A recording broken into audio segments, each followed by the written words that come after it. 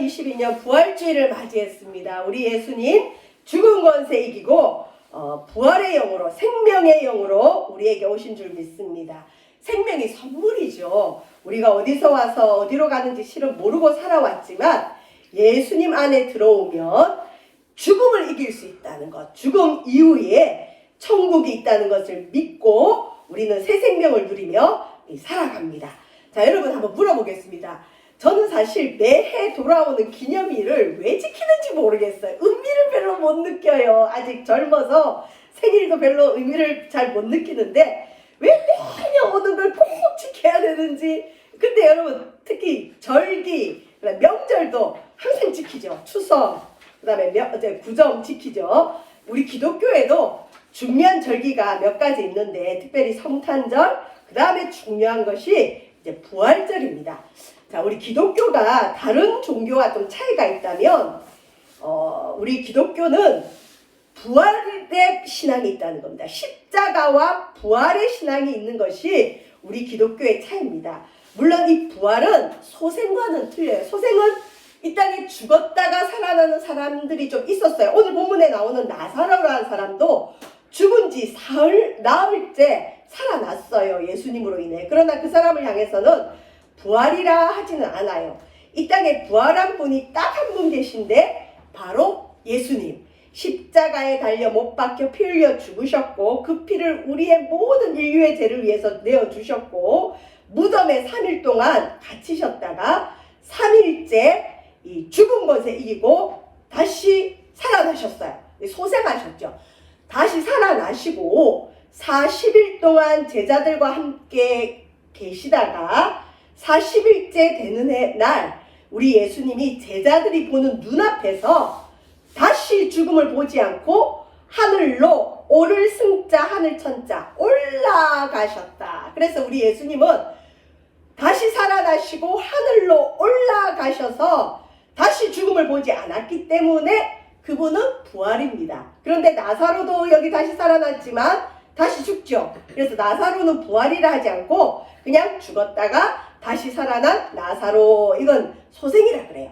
자, 성탄절은 12월 25일로 딱 정해져 있는데 왜 부활절은 매해 다를까요? 어떨 때는 4월 첫째 주가 부활주일이었다가 어떨 때는 올해 같은 경우는 4월 셋째 주가 부활주일이에요.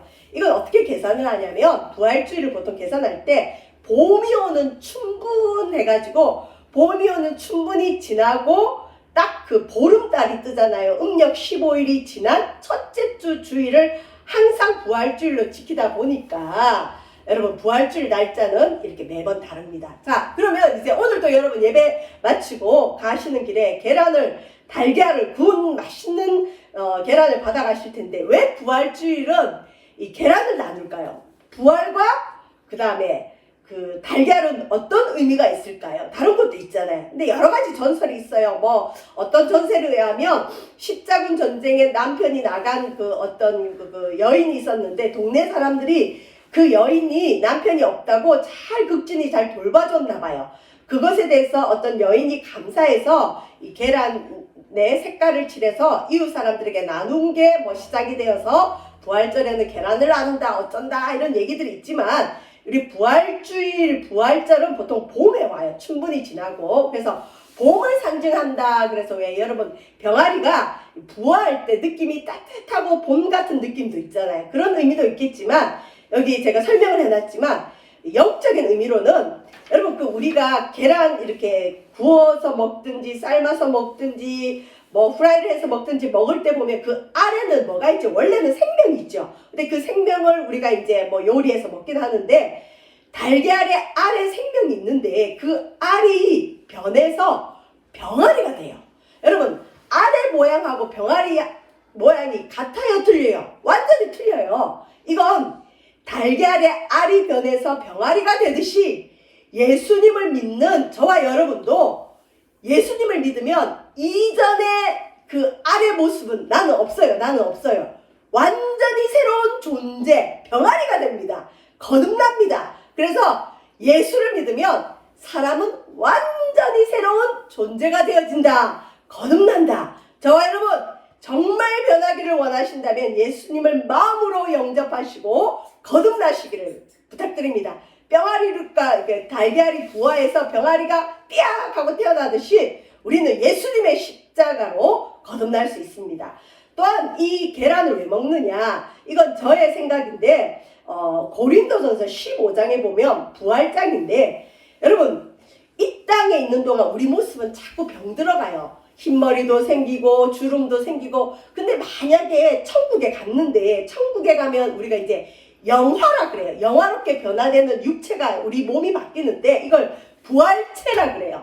마지막 날 예수님 다시 오셔서 우리가 다시 태어날 때, 우리가 다시 부활할 때 예수 믿으면 다시 살아나거든요. 다시 부활하거든요. 근데 여러분, 지금 나의 모습, 아니면 앞으로 더 쭈글쭈글할 늙은 모습으로 다시 태어나서 영원히 살면 좋을까요? 싫을까요? 싫죠. 부활체는 달걀의 알과 병아리의 모습이 완전히 다른 것처럼 부활의 모습은 완전히 달라진다는 걸 의미하기도 합니다. 여러분, 이제 봄이 돼서 우리가 씨앗을 심지요. 씨앗을 심으면 싹이 나고 열매를 맺는데, 씨앗의 모습과 열매의 모습이 같은, 물론 식물도 있지만 대부분은, 여러분 오이 같은 것도 한번 생각, 오이 씨를 심었는데 씨가 새까맣고 쬐그만해요. 근데 어떻게 그게 커서 길다란 오이가 됩니까? 사과 씨를 심었는데 어떻게 나무가 돼서 사과가 주렁주렁 맺힙니까? 이게 바로 부활체를 의미합니다. 여러분, 저와 여러분 이런 계란을 오늘 돌아가시면서 먹고 주변에 나누면서, 아, 나는 새로운 존재로 거듭나구나. 내가 영원한 하늘나라에서는 영화된 모습으로 새롭게 되는구나. 반드시 믿으시길 바랍니다. 부활체로 믿으시길 바랍니다. 제가 아는 분은 젊었을 때 자기가 너무너무 잘생겼었대요. 남자분인데, 근데 지금 자기가 늙어가는 걸 보면 너무너무 비참해서 늙어가는 자신의 모습을 받아들일 수가 없어서 빨리 죽었으면 좋겠다는 분이 있어요. 남자분인데 좀 잘생기시긴 잘생겼었어요. 근데 제가 그분에 그랬죠. 아유, 걱정하지 마시라고. 이 땅에서는 늙어도 영원한 하늘나라에서 다시 태어나실 때는 완전히 영화된 모습, 가장 아름다운 모습, 어떤 모습일지 모르지만 가장 아름다운 모습으로 천국에 가니까 걱정하지 마십시오. 그랬습니다. 자, 오늘 본문에 보면 예수님께서 전 세계적으로, 역사적으로, 전 인류적으로 부활절 때마다 외쳐지고, 특별히 장례식장에 가면 목회자들이 이 말씀 가지고 장례를 많이 이끌어요. 무슨 말씀? 유명한 말씀 하셨습니다. 자, 요한복음 11장 25절에 예수께서 이르시되 나는 부활이요 생명이니. 우리 예수님은 본인 자신을 가리켜서 내가 부활이다, 내가 생명이다. 여러분, 이 땅에 아무리 훌륭한 사람이 있다 할지라도 자기 스스로가 내가 생명이다, 내가 부활이다, 이 얘기는 뭐냐면 생명을 주관할 수 있다는 거예요. 죽음을 이길 수 있다는 거죠. 인류가 절대 극복하지 못한 병이 하나 있죠. 죽음에 이르는 병. 죽음병은 인류가 절대 극복하지 못했습니다. 물론 죽지 않으려고 불로초를 먹고 뭘 하고 어쩌고 하지만 우리는 언젠가는 한 번은 죽어야 됩니다. 그런데 우리 예수님은 죽었다가 다시 살아나신 부활이시기 때문에 이 인류의 죽음을 이기시고 이 인류의 죽음 문제 해결하시고 예수님 자체가 바로 부활이고 생명이다. 그렇기 때문에 25절에 보시면 예수님을 믿는 자는 죽어도 살겠고 무릇 살아서 예수님을 믿는 자는 영원히 죽지 않는다. 저와 여러분, 마지막 날의 부활을 믿으십니까? 요한계시록 19장 20장에 보면 마지막 날의 부활이 나와요. 여기 본문에 나오는 마르다와 마리아도 마지막 날 부활을 믿었어요. 그런데 마지막 날의 부활이 여기 본문에 나오는 마리아나 마르다에게 위로가 안 됐어요. 여기 계신 여러분도, 여러분 예수님 부활하셨습니다. 우리는 마지막 날에 부활할 것입니다. 이걸 기념하는 게 부활절입니다. 계란을 먹으면서 영원한 생명을 꿈꾸십시오. 아무리 외쳐도 내가 지금 내 사랑하는 가족이 지금 죽을 병에 걸렸든지 아니면 여기 본문의 나사로처럼 죽어버리면 이게 별로 위로가 안 돼요. 실은 예수님은 부활의 메시지를 주시려고 나사로의 죽음을 허락하십니다. 여기 요한복음 11장에 보면 베단이라는 이제 문둥이들이 모여 사는 좀 어려운 가난한 동네가 있었어요. 근데 이 동네에 예수님이 특별히 사랑하는 사람이 있었어요. 누구냐? 나사로라는 사람을 예수님이 무척 사랑했어요. 근데 이 나사로에게는 누이 2명이 있었어요. 그래서 나사로, 마르다, 마리아 이 3명이 있었는데, 자, 우리가 길어서 읽진 않았는데 요한복음 11장에 보면, 자, 1장 1절에 어떤 병자가 있으니 이는 마리아와 그 자매 마르다의 마을 베다니에 사는 나사로라. 나사로 얘기를 하기 시작해요. 부활 얘기를 하기 위해서. 자, 근데 2절에 보면 이 나사로의 여동생 마리아는 어떤 사람이냐? 이 지역은 이 돈을 어떻게 모으냐면 향유를 모아요. 비싼 향유. 자, 그리고 어떤 여인들은 이 향유를 모아서 결혼할 때 이 향유를 팔아서 결혼을 한대요. 그래서 향유가 돈이 되죠. 근데 이 마리아가 자기가 결혼하려고 모은 전 재산을 예수님이 자기 집에 왔을 때 예수님께 향유를 머리끝부터 발끝까지 부어드리면서 자기 머리털로 예수님의 발을 닦아줬던 여인이에요. 자기 전 재산을 예수님 몸에 기름, 향유 붓는 데 썼던 여인이에요. 그러니 어떻게 예수님이 이 여인을 사랑하지 않겠어요? 마리아는 어떻게 보면 낭비를 했어요. 낭비. 아니 그 돈, 오늘날로 말하면 한 3천만 원 정도 되는 돈을 한꺼번에 써버린 거예요. 예수님께. 그러니 사람들이 주변에서 말이 많았겠지만 마리아는 왜 그렇게 했느냐? 예수님이 죽을 걸 알고 예수님의 장례를 준비하기 위해서 예수님이 사랑하기 때문에 그랬어요. 여러분, 이 땅에는 간혹 사랑하기 때문에 낭비하는 일이 있어요. 여러분, 부부간에도 보면 낭비인데 하는 일들이 있죠. 왜요? 사랑하니까. 여기 보면 마리아는 예수님을 너무 사랑해서 자기의 전 재산을 예수님 몸에 붓고 머리털로 예수님을 닦아줬는데, 자, 2절에 설명이 나오죠. 나사로, 병든 나사로는 그의 마리아의 오빠다. 그러니까 이 남매가 다 믿음이 좋았던 것 같아요. 3절에 보시면 이에 그 누이들이, 나사로의 누이들이 예수께 사람을 보내어 이르되 주여 보시옵소서 사랑하시는 자가 병들었나이다 하니. 아니 예수님이 그렇게 사랑하는 이 세 남매인데 예수님이 사랑하는 나사로가 병이 들었대요. 아마 죽을 병이었던 것 같아요.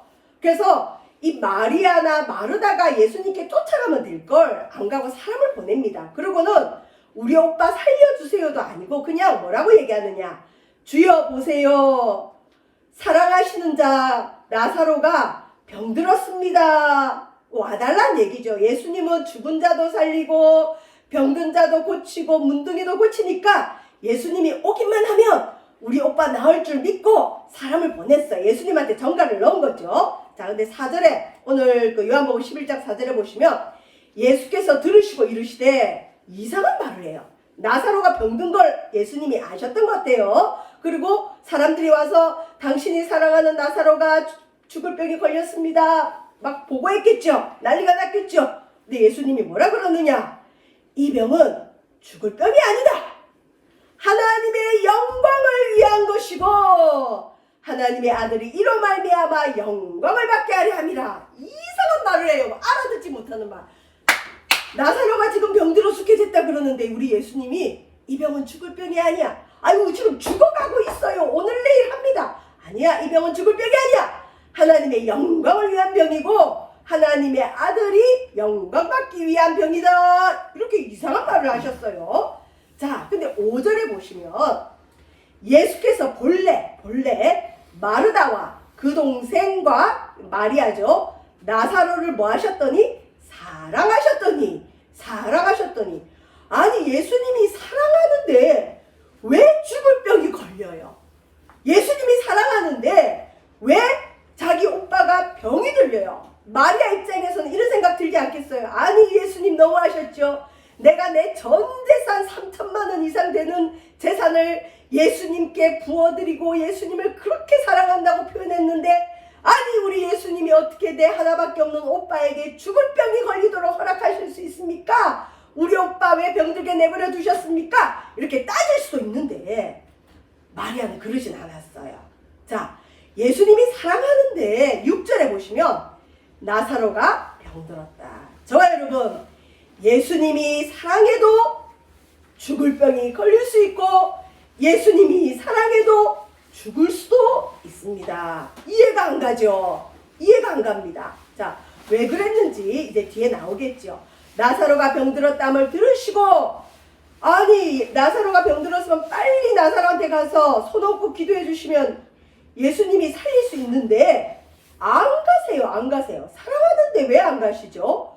그 계시던 곳에 나사로 병들었다는 얘기 듣고 쫓아가지는 않고 이틀을 더 유하시고, 어떻게 보면 나사로 죽을 때까지 기다리신 것 같아요. 그 다음에 7절에 보면 그 후에 제자들에게 이르시되 유대로 다시 가자 그래요. 근데 이 당시 유대 땅에 있는 사람들이 예수님을 잡아 죽이려고 그랬죠. 그때 제자들이 아이고 우리 그걸 거기 가면 죽습니다. 어쩌고 저쩌고 그러죠. 11절에 보시면 이 말씀을 하신 후에 또 이르시되 우리 친구 나사로가 잠들었도다. 그러나 내가 깨우러 가자. 예수님은 나사로가 죽은 줄 영적으로 아셨어요. 근데 예수님은 나사로가 죽었다고 안 하시고 잠자고 있다. 나사로 깨우러 우리 가자. 12절에는 이 제자들이 예수님 말을 못 알아듣고 아니 예수님 잠잤으면 낫겠습니다. 거기를 왜 굳이 갑니까? 근데 13절에 보시면 예수는 그의 죽음을 가리켜 말씀하신 것이나 그들은 잠들어 쉬는 것을 가리켜 말씀하신 줄 생각하는지라. 그러니까 예수님이 밝히 말하시되 뭐라 얘기하시느냐? 나사로가 죽었다. 나사로가 죽었다. 그러면서 15절에 내가 나사로가 죽는 그곳에 있지 아니한 것을 너희를 위하여 기뻐하노니, 이해할 수 없는 말을 해요.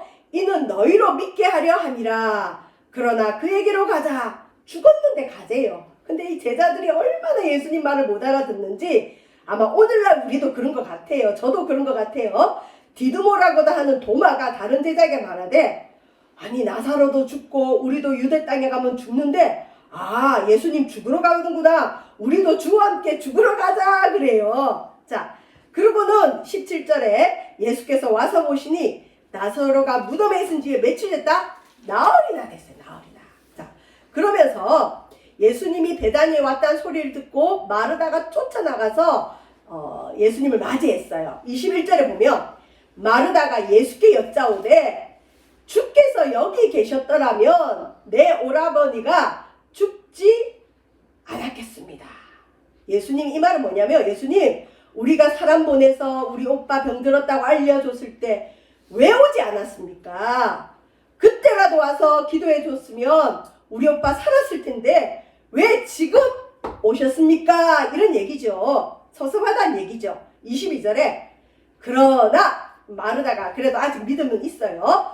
나는 이제라도 주께서 무엇이든지 하나님께 구하는 것을 하나님이 주실 줄 압니다. 예수님 오라버니는 어차피 죽었지만 지금이라도 뭐 우리 가정을 위해서 뭘 해주세요. 이런 얘기 같아요. 자, 근데 예수님께서 23절에 뭐라고 얘기하시느냐? 예수께서 이르시되 내 오라비가 다시 살아나리라. 죽었는데 죽은 지 나흘이나 됐는데 예수님이 살아날 거다.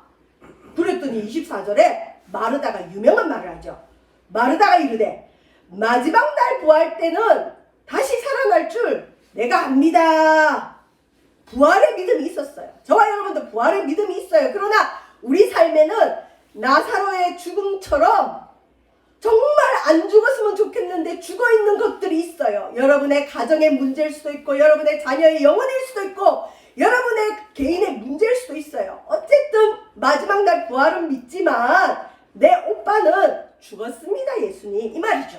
근데 이때 예수님이 마르다에게 유명한 말을 하죠. 예수께서 이르시되 나는 부활이요 생명이니 나를 믿는 자는 죽어도 살겠고 무릇 살아서 나를 믿는 자는 영원히 죽지 아니하리니 이것을 네가 믿느냐 마르다야. 그랬더니 27절에 마르다가 주여 믿습니다. 그렇습니다. 주는 그리스도시요 메시아요 세상에 오시는 하나님의 아들이신 줄 내가 믿습니다. 예, 믿어요. 당신은 하나님입니다. 당신은 하나님 맞습니다. 그렇지만 우리 오빠는 죽었습니다. 우리 오빠 살려두지 못하셨습니다. 이 얘기죠. 그때 예수님께서 거기 계속 있었는데 이제 마리아가 자 이제 마르다가 성격이 좀 급하고 활동적인 언니예요. 다음에 동생 마리아에 가서 야, 예수 선생님이 오셨다. 너 왜 여기 앉아 있느냐? 예수님이 너를 부르신다. 그리고 29절에 보면 마리아가 이 말을 듣고 급히 일어나 예수께 나아갔어요. 예수님께 나아가서 자, 예수님은 아직 마을 입구에 있었습니다. 마리아가 일어나서 예수님이 계신 곳에 막 가니까 그 곡하러 온, 위로하러 온 문상객들이 마리아와 함께 막 이 예수님 만나러 저기 마을 입구에 온 거예요. 근데 32절에 보면 이 마리아가 언니 마르다와 똑같은 말을 해요. 32절에 보면 마리아가 예수 계신 곳에 가서 배웠고 그 발 앞에 엎드려 이르되 주께서 여기 계셨더라면 내 오라면 네가 죽지 아니하였겠나이다. 왜 예수님 안 오셨습니까? 저와 여러분도 사실 이런 문제들 있죠. 아니 제가 기도했을 때, 제가 젊었을 때, 제가 필요하다고 할 때 그때 나를 좀 만나주시고 내 문제를 해결해 주시지 왜 안 해주셔서 나로 하여금 지금 이렇게 어려움을 겪게 하십니까 하나님. 이런 원망들이 우리 마음에 있을 수 있어요. 마리아도 똑같은 말을 하죠. 주님 왜 안 오셔서 우리 오빠 죽게 했습니까 하죠. 근데 마르다와 마리아가 좀 틀려요. 마르다는 일중심의 사람이라 일부터예요. 일로서 예수님을 섬기려고 했지만 마리아는 조금 틀려요. 마르다는 예수님을 뵙고 엎드리고 예배하는 모습이 없어요. 근데 이 마리아는 항상 예수님을 배웠고 그 발 앞에 엎드린다는 건 예배한다는 거죠. 여러분, 교회는 굉장히 활동적이고 능력 있게 선교도 해야 되지만 교회의 첫 번째 의무는 뭐냐? 예배. 봉사도 예배 먼저 드려야 되고 우리의 모든 신앙의 중심은 엎드리는 거예요. 엎드리는 건 하나님 당신이 왕이십니다. 예수님 당신은 나의 구주십니다. 당신을 찬양합니다. 나는 아무것도 아닙니다. 주님 당신이 나의 인생의 주인입니다. 내 생명의 주인입니다. 그게 엎드리는 겁니다. 그래서 가능하면 여호와는 이 성전에 계신다 그랬기 때문에 이 교회는 건물이 아니죠. 이 교회에 오시면 주님 안녕하세요. 저 왔습니다. 엎드리고 교회 먼저 딱 오면 그냥 놀러 오셨더라도 딱 앉아서 주님께 먼저 인사하는 거예요. 그래서 우리는 과거에 교회 오면 무조건 여기 와서 기도하고 그 다음에 사람들하고 교제 나누죠. 왜요? 우리는 예수님께 눈에 안 보이지만 엎드린다. 여러분 이곳에 주님 계신다는 걸 믿지 않는다면 굳이 이곳에서 예배 드릴 필요가 어디 있어요? 여러분 집에서 드려도 되고 어디서든 예배 드려도 되지만 굳이 주일마다 주님의 성전에 오는 이유는 뭘까요? 이곳에 주의 영이 계시고 이곳에 주님의 마음이 있고 주님의 눈이 있다고 약속했기 때문입니다. 그래서 교회 오실 때는 오시면 꼭 먼저 주님 저 왔습니다 인사하세요. 저는 출퇴근할 때마다 안 계시지만 계신 것처럼 주님 집에 다녀오겠습니다. 주님 교회 잘 지켜주세요. 그러고 왔다리 갔다리 해요. 물론 여러분은 그럴 필요는 없어요. 제가 아는 엄마 같은 전도사님은 그 교회에 제일 먼저 새벽에 제일 먼저 오십니다. 와서 제가 옛날에 이제 교회 철야하고 있으면 들어오셔요. 와서 아무도 없는 줄 알고 오자마자 그분은 교회 앞을 향해서 인사를 해요. 하나님 안녕히 주무셨습니까? 그래요. 그래서 내가 그분한테 아니 무슨 하나님이 여기 어디 있다고 무슨 안녕히 주무세요 그런 얘기를 해요. 남들이 보면 이상하다고 하니까 하지 마세요. 그랬더니 그때 제가 전도사 때니까 전도사님 저는 저기 경북 아주 양반 마을에서 살았는데 아침에 일어나면 부모님에게 문안하는데 왜 하나님께는 문안도 못하게 하세요? 그래서 전도사님 그 문안하시는 거예요 권사님. 그때는 권사님이셨으니까 그러니까 자기는 교회 오고 갈 때마다 문안 인사 꼭 드린대요. 그래도 권사님 남들이 보면 좀 이상하다고 하니까 그냥 몰래 하세요. 제가 그런 적이 있어요. 저와 여러분 엎드린다. 예수님을 딱 봤을 때 엎드려야 돼요. 예배해야 돼요. 자, 마리아와 마르다가 틀립니다. 자, 그랬더니 이제 마리아가 얼마나 불쌍해요. 33절에 예수께서 그가 우는 것과 마리아가 우는 것과 또 함께 온 유대인들이 우는 것을 보시고 초상난 거죠. 사람이 죽었죠. 젊은 사람이 죽었죠. 나사로가 젊었을 거예요. 심령에 예수님이 이걸 보고 비통히 여기시고 불쌍히 여기시고, 왜? 예수님 하나님을 세워놓고는 이들이 죽음 앞에 울고 있죠. 34절에 이르시되 그를 어디 두었느냐, 내 사랑하는 나사로 어디 두었느냐. 그랬더니 이제 사람들이 주여 와서 보옵소서 하는데 35절에 보면 예수께서 눈물을 흘리시더라. 여러분, 예수님이 이 땅에 있는 동안 딱 3번 눈물을 흘리셨는데, 첫 번째는 우리 지난번에 살펴본 것처럼 건물을 향해 우셨어요. 예루살렘 성이 도리에 돌 하나도 남지 않고 무너질 걸 예언하시면서 예루살렘 성을 보고 한번 우셨고, 나사로의 죽음을 보고 우셨어요. 사람을 보고 운 건 이게 유일해요. 그러니까 얼마나 나사로를 사랑했는지 알 수 있죠. 또 한 번은 예수님 겟세마네 기도하실 때 울면서 기도하셨습니다. 자, 왜 이렇게 사랑하는 사람의 죽음을 우리 예수님은 방관했을까요? 36절에 보면 이에 유대인들이 말하되 보라 그를 얼마나 사랑하셨는가 하며 그중 어떤 이는 말하되 맹인의 눈을 뜨게 한 이 사람이 그 사람은 죽지 않게 할 수 없었더냐. 저와 여러분도 이런 말 많이 듣죠. 아니 저 집사님 믿음 좋다며, 근데 왜 하나님이 저 집에는 저런 어려움을 줬지? 아니 하나님 날 사랑한다면서요, 어떻게 우리 가정에 이런 어려움을 주셨어요? 나사로 눈물 흘릴 정도로 사랑하면 맹인의 눈도 뜨게 하는 예수의 능력이 왜 나사로의 죽음을 허락했죠? 이해할 수 없어요. 이해할 수 없어요. 우리는 착각을 할 때가 있습니다. 예수를 믿으면 어떤 여러분 모든 것이 만사형통이 되고, 그 다음에 그냥 한번 하나님 앞에 딱 이렇게 잘하고 나면 내 인생에는 장애물도 없고 어려움도 없고 모든 것이 형통하고, 실은 우리 마음에 어떤 게 있냐면 내가 오늘 하나님 예배 드렸으니까 앞으로 한 10년은 교회 안 와도 될 정도로 형통하게 해주세요. 실은 저와 여러분 그럴 거예요. 예배 몇 번 드리고 우리 가정이 다 만사형통해서 내가 주님한테 굳이 와서 눈물 흘리고 기도하는 일 없게 만들어주세요. 그게 저와 여러분의 마음이에요. 예수 믿는 마음이죠. 보통 사람의 마음이에요. 근데 우리 예수님은 좀 틀린 것 같아요. 사랑하는데 죽도록 내버려 두셨어요. 사랑하는데 죽을 병에 걸렸어요. 우리 예수님은 우리의 문제가 중요한 것이 아니라 그 문제를 통해 우리가 예수님께 가까이 나가고 예수님과 교제하고 예수님을 닮아가고 예수님 찾기를 원해요. 여러분이 많은 재산이 있다면 자녀에게 한꺼번에 이 땅에 있는 동안 줄 수도 있겠지만, 정말 머리가 좋은 제가 여자 장로님을 아시는데, 그분은 큰 재산이 있었는데 그 재산을 어떻게 하느냐, 자녀들 올 때마다 조금씩 주는 거예요. 그래서 어떤 자녀가 엄마 그냥 한꺼번에 좀 우리 아파트를 사주든지 좀 증여를 해줘서 이렇게 찔끔찔끔 주지 말고 한꺼번에 좀 주세요 그랬대요. 그랬더니 그 어머니가 야 내가 한꺼번에 주면 너희가 나 보러 오겠느냐? 그러면서 돌아가실 때까지 조금씩 주는데, 물론 자녀들이 재산 보러 온 건 아니지만 그 손자 손녀들도 할머니한테 가면 용돈이 생긴다는 그게 딱 박혀서 매 주말마다 오는 거예요. 그래서 그 권사님 남편 돌아가시고 혼자 되셨는데 은평구에 건물주였어요.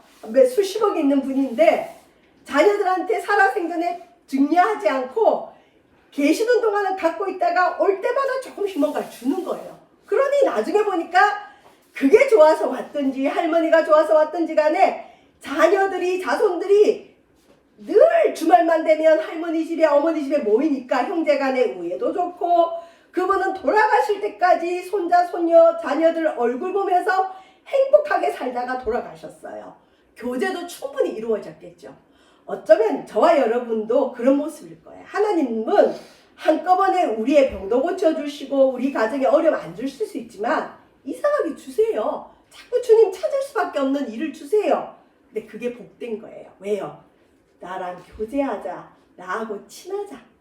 주님의 목적은 우리랑 친해지는 거예요. 우리가 예수님 믿고 천국만 가는 게 중요한 게 아니라 우리 속에 하나님의 형상이 회복되고 우리로 하여금 하나님을 잘 알고 하나님하고 친하게 지내고 하나님이 얼마나 좋은 분인지 경험하기를 주님은 원하셔서 응답을 금방 안 해주세요. 심지어 여기 보면 나사로처럼 죽을 때까지 기다리고 심지어 나사로의 죽음을 허락하시면서 이 병은 죽을 병이 아니야.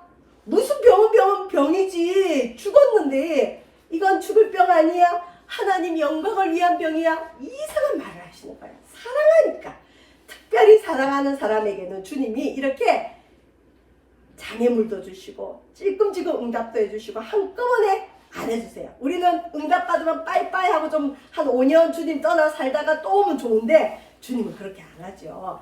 자, 이 예수님이 사랑하는 이제 나사로가 이렇게 죽었는데 39절에 38절 보시면 이에 예수께서 다시 속으로 비통히 여기사, 그러니까 사람들이 비난하는 말을 듣고 예수님이 저들이 믿음이 없으니까 불쌍하잖아요. 비통히 여기시고 무덤에 가서 봤더니 유대인들의 무덤은 이 큰 굴이에요. 그래서 그 굴 입구를 안에 시체를 넣고 굴을 이 돌로 바위로 막아놔요.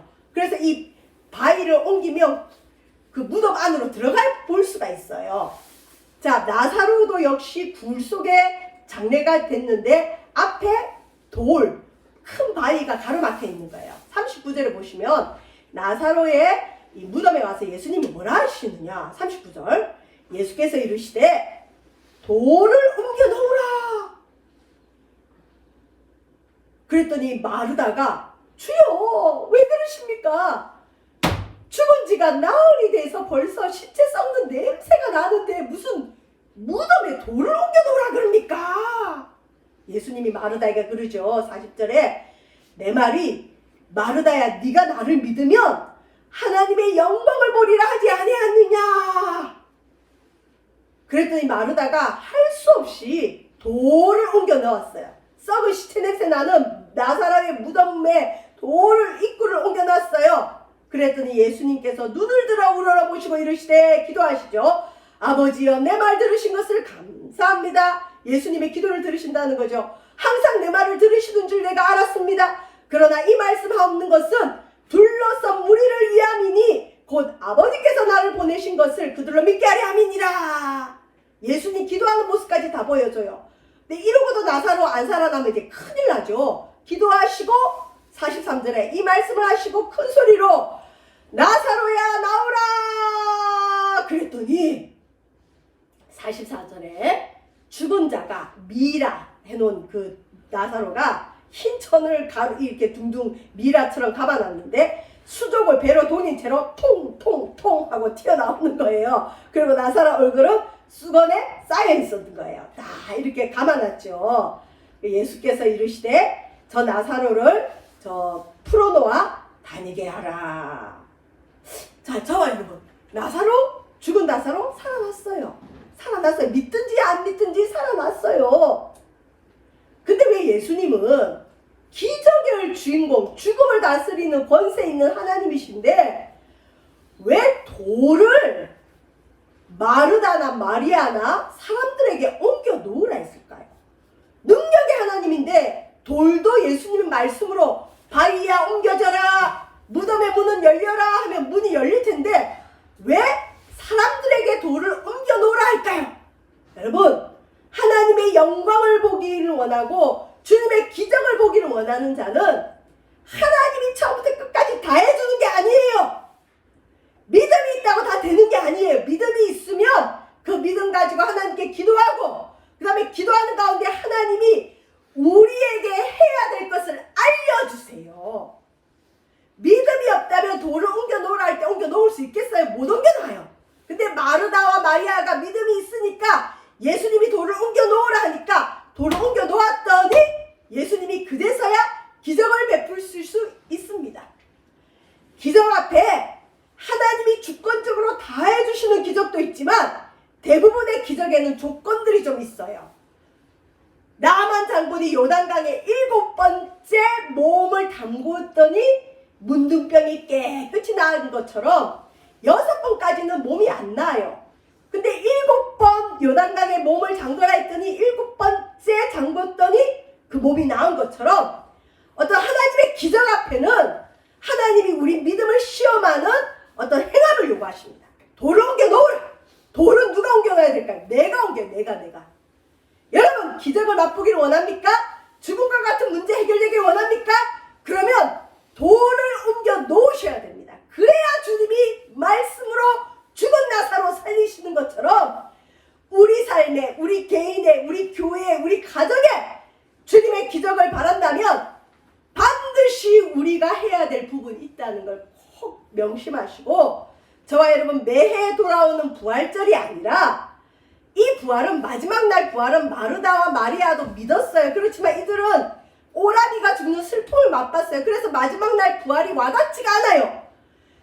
오늘 2022년 부활절을 맞이해도 내 삶에 죽은 나사로와 같이 썩은 문제가 있고 해결되지 못한 문제가 있고 아픔이 있고 응답받지 못한 문제가 있으면 마지막 날 우리는 다시 삽니다. 예수님은 부활입니다. 이게 와닿지가 않아요. 부활의 메시지가 나랑 별로 상관이 없어요.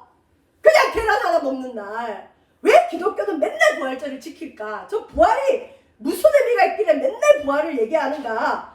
그런데 정작 믿는 자의 삶에는 부활의 능력이 없어요. 왜 그럴까요? 아이, 그까이 것 죽고 마지막 날 부활은 내가 믿어요. 믿죠. 그렇지만 내 삶은 여전히 실패자예요. 여전히 절망이에요. 나사로는 절망을 넘어서 완전히 망한 거예요. 죽었어요.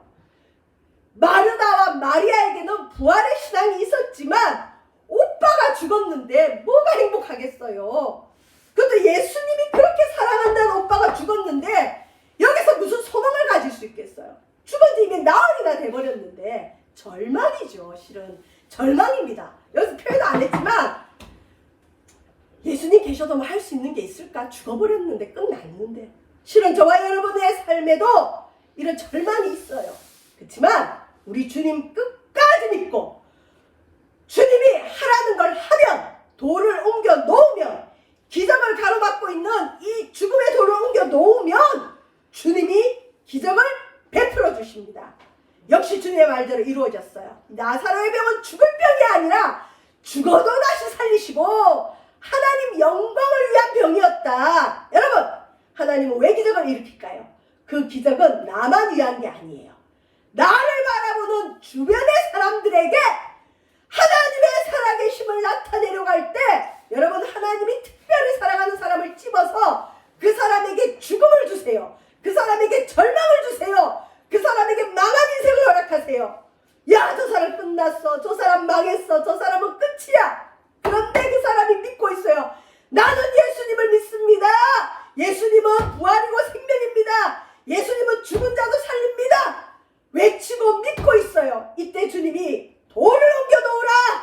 돌 옮겨 놓으면 주님이 나도 살리지만 내 주변에 절망인 나를 바라보는 수많은 사람들이 나의 살아남을 보고, 나의 다시 일어남을 보고, 나의 새 생명을 보고, 나의 소망을 보고 그들이 하나님 앞에 영광 돌리고 예수 그리스도를 믿게 하는 것이 바로 우리 삶의 절망의 목적입니다. 저와 여러분, 우리 삶 속에 누구나 다 나사로의 죽음과 같은 절망은 있어요. 그 절망 앞에 울고 앉아있고 낙심하는 것이 아니라 끝까지 부활의 영, 부활의 주님 믿고 나아가다 보면 주님이 돌 옮겨 놓으라는 때가 와요. 이거는 네가 해야 돼. 이건 네가 해야 돼. 이건 네가 해야 돼. 여러분, 우리가 순종할 게 있습니다. 기적 앞에. 순종하면 주님이 영광을 드러내십니다. 사랑하는데도 병이 들 수 있습니다. 사랑하기 때문에 뽑힘을 받았어요. 사랑하기 때문에 절망으로 끌려갔습니다. 그러나 끝까지 주님을 믿으면 부활의 주님이 우리를 살려주시고 여러분 가정에 죽어있는 것들, 여러분 생명에 죽어있는 것들, 여러분 가정에 죽어있는 것들을 향해 주님이 부활의 영으로 다시 살리실 것입니다. 그것이 부활절의 의미고, 이 부활절에는 돌을 옮겨놓는 내가 할 것은 내가 해야 돼. 기도해야 돼요. 하나님이 하라는 걸 해야 돼요. 해야 역사가 일어나고 하나님의 큰 영광이 일어날 줄 믿습니다. 기도하겠습니다. 우리 삶의 절망을 향해 선포합니다. 나는 부활이요 생명이니 나를 믿는 자는 죽어도 살겠고, 우리 삶의 죽음이 지배하는 부분들 부활의 영이신 예수님 부활의 영으로 살려 주옵소서. 이것이 부활절의 의미입니다.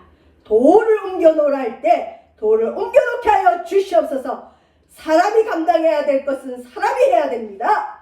이 병은 죽을 병이 아니라 하나님 영광을 위한 병임을 잊지 않게 하여 주시고, 오늘도 부활의 영으로 우리에게 새 생명 허락하여 주시옵소서. 감사드리며 예수님 이름으로 기도합니다. 아멘.